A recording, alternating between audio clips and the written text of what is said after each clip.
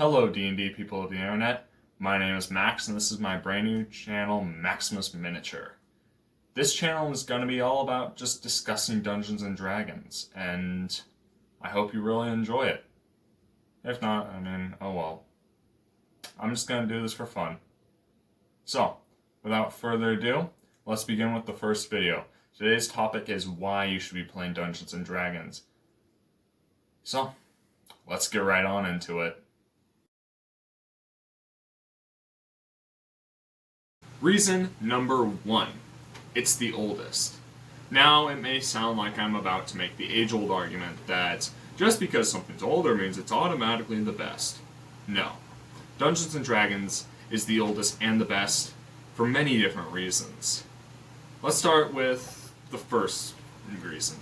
Dungeons & Dragons, which kicked off the trend of tabletop RPGs, started almost 50 years ago. 50 years! That's half a century. We are coming up on the 50-year anniversary of Dungeons & Dragons. This is going to be crazy. 50 years is a long time. It's phenomenal. But with 50 years of experience under its belt, Dungeons & Dragons has expanded beyond a chainmail copycat with some fantasy elements to a world-spanning multiplayer game. It's amazing. It's had rule updates to make it more player friendly. Currently, 5th edition is the best edition for people to start playing in. My friends, we started playing 3 years ago, and we learned how to play in about a week. Reading a couple rule articles and a little bit of the basic rules, along with D&D Beyond, we were able to learn how to play our first game of Dungeons & Dragons within a week. And anyone else that hasn't started yet, if you are watching this and haven't started, well then, pull up basic rules, print it out, or just look at the PDF version. Pull up wiki.5e. I don't know, pull up D&D Beyond. Every single one of those websites is a valid tool for learning how to play the world's greatest role-playing game. And also, with 50 years of experience, Dungeons & Dragons has so many creatures. It is ridiculous how many monsters you can fill your dungeons and your wild areas and your cities and your sewers. There's so many creatures. I can't even begin to list how many there are. Almost every single book has its own little bestiary. Not to mention the monster manual, which is entirely just a bestiary. Every single Dungeons & Dragons book comes with a little bit of monsters, and all that compiled has created an immense amount of creatures. Things ranging from the tiniest little squirrel to the monstrous dragons that dominate the skies and seas. D&D, with its long lifespan, longevity, and it doesn't even look like it's stopping. With all that compiled, that adds for one of the greatest role-playing games in existence.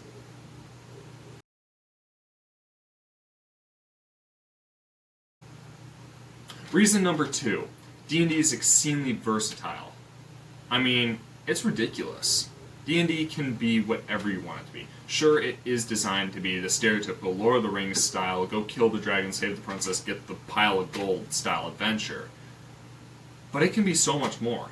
If you want to, it can be a Wild West gunfighting adventure. It can be I don't even know. You could do a space-themed adventure.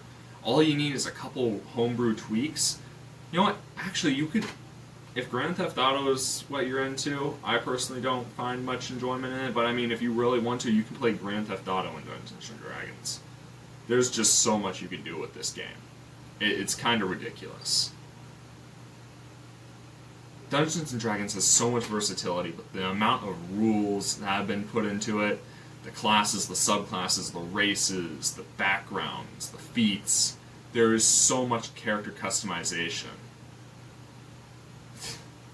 It's ridiculous. The versatility of what you can do with Dungeons & Dragons is beyond comprehension. It's been calculated that the number of different character combinations you can make with just the basic player's handbook is over 7 billion different combinations. That is including multi-classing, and if you take multi-classing out, then it is lowered down to only a couple 100,000. But that's still a couple 100,000 different combinations of characters. Dungeons & Dragons is an immensely versatile game that can be used to a variety of different settings, and that's my second reason for why you should be playing Dungeons & Dragons.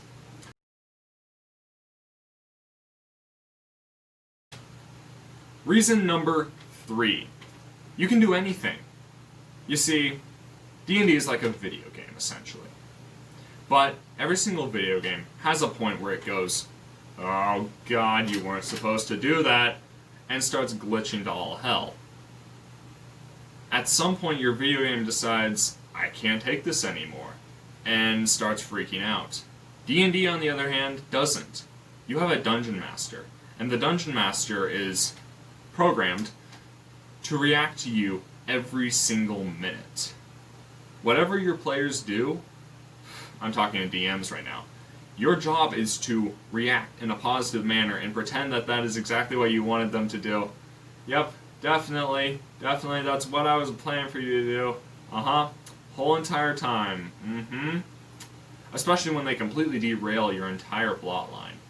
Yep, just keep rolling with the punches. As a Dungeon Master, your job is to make sure they have fun. But back to the main topic. We're not talking about Dungeon Masters today. Today we're talking about why. And because of the immense amount of you can do anything, with a proper dice roll, you can do anything. I mean, with DM permission, that is. The DM can say, no. And they do set the challenge rating for each roll. But, technically speaking, you can do practically anything, as long as you roll high enough. As you go into the first room, you feel eerie. There's a presence here. Something else is waiting in the shadows. Taking up most of the floor space is 6 different pools, each lined with blue and green bioluminescent algae.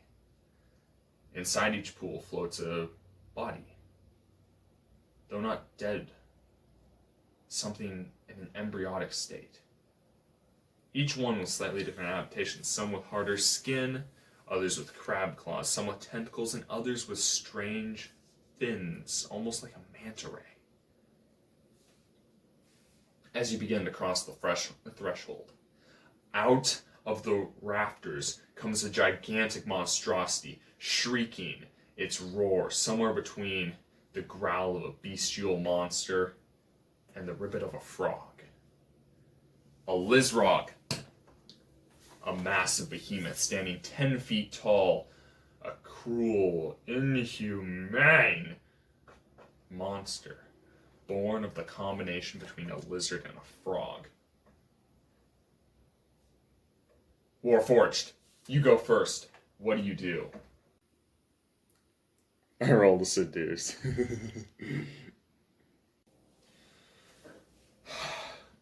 Let's give this a couple seconds of thought, okay?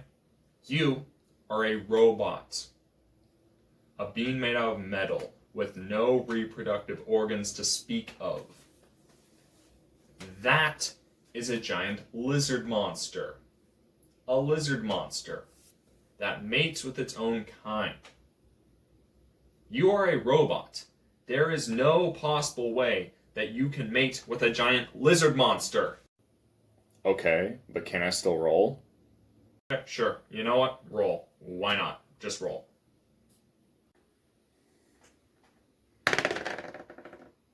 Nat 20.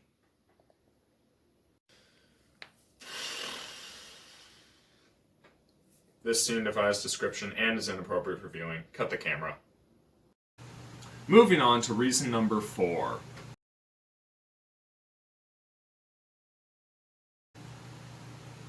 Reason number 4. It's easy. As I mentioned earlier, me and my friends, it only took us about a week to learn how to play. And you could probably learn how to play in a couple hours. All you need to do is download the basic rules PDF, or if you really want to, go buy the basic book. The Player's Handbook, the Dungeon Master's Guide, and the Monster Manual are a great place to start. But even if you just start with the Player's Handbook, then that's the perfect place to go from. Because really, to play Dungeons and Dragons, you don't even need any books. You just need a computer, or some way to access the internet, and then a couple sheets of paper and a pencil. And that's all you need.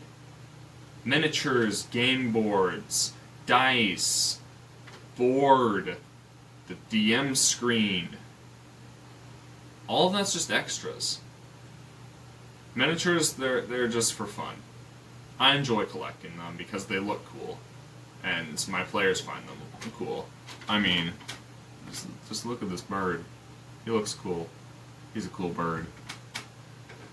But minis, they're just a side thing. All you really need is some paper, pencils, and access to the internet. No money involved. And it's immensely easy. And once you get the basics down, then you can do anything. You can play D&D as many times as you want in as many fashions as you want.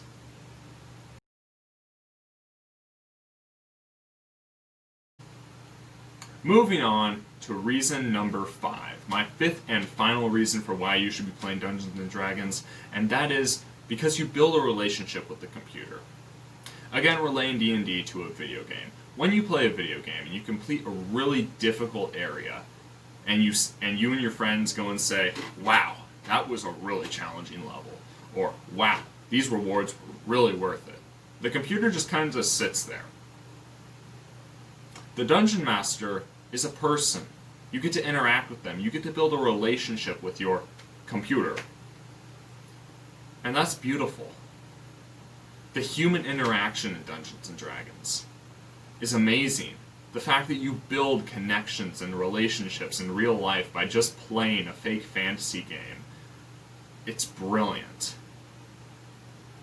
Just taking a couple hours out of one day in a month, or once a week, or I don't know, every single day. It really depends on when you want to play.